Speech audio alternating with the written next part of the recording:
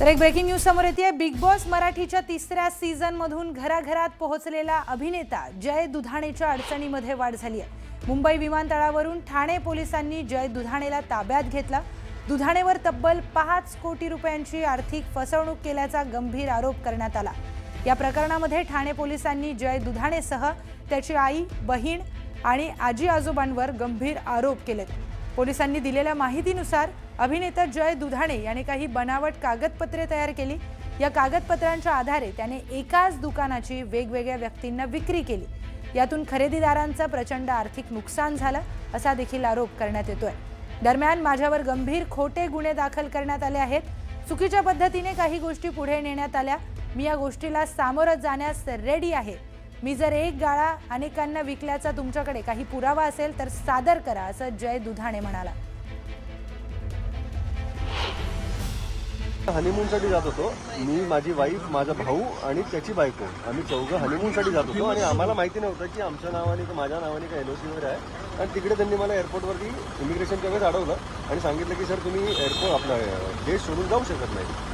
त्यामुळे मला जेव्हा ते कळलं मी त्यांना कम्प्लिटली कॉपरेट केलेलं आहे आणि मग त्यांनी मग जे काय पुढची प्रोसिजर आहे त्याला पण मी कम्प्लिटली कॉपरेट। आता पाहूयात आपला महाराष्ट्र वेगवान। विरोधकांना काहीही बोलू नका असा सल्ला मंत्री गुलाबराव पाटलांनी आमदार किशोर पाटलांना दिलाय। विरोधक जरी असले तरी त्यांना पाजा असंही ते म्हणाले।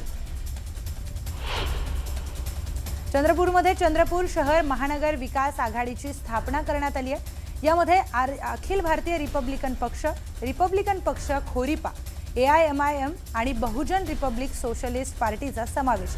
या आघाडीमध्ये 30 उमेदवारांना विविध प्रभागामध्ये उभं करण्यात आलंय।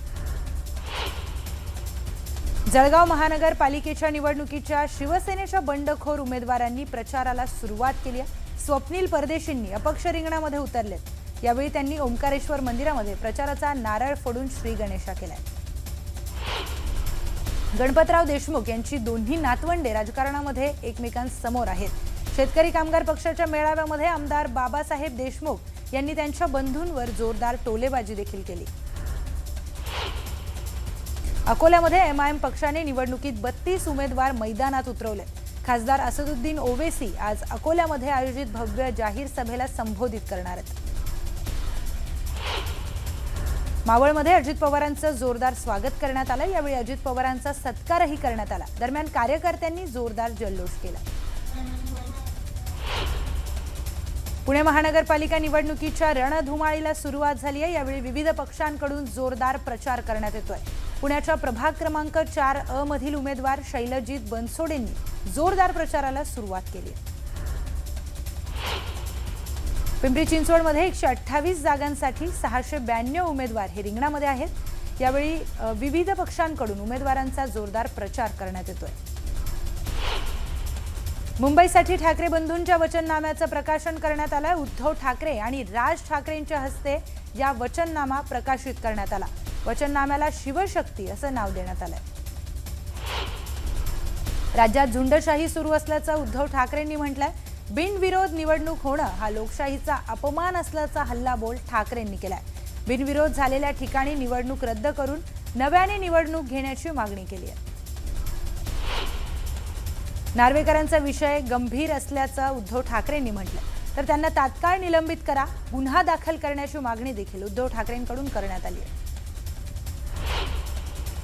मुंबईचा महापौर मराठी होणार असल्याचं उद्धव ठाकरेंनी म्हटलंय। तर भाजपने हिंदू आणि मराठी करू नये, आम्ही हिंदू आहोत, हिंदी नाही असं म्हणत उद्धव ठाकरेंनी भाजपवर टीका केली आहे। तर भाजप मराठी माणसाला हिंदू समजत नसल्याचा घणाघात देखील त्यांनी केलाय।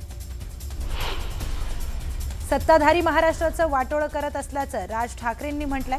तर सुसंस्कृत महाराष्ट्राचा UP बिहार करत असल्याचा आरोप राज ठाकरेंनी सत्ताधाऱ्यांवर केलाय।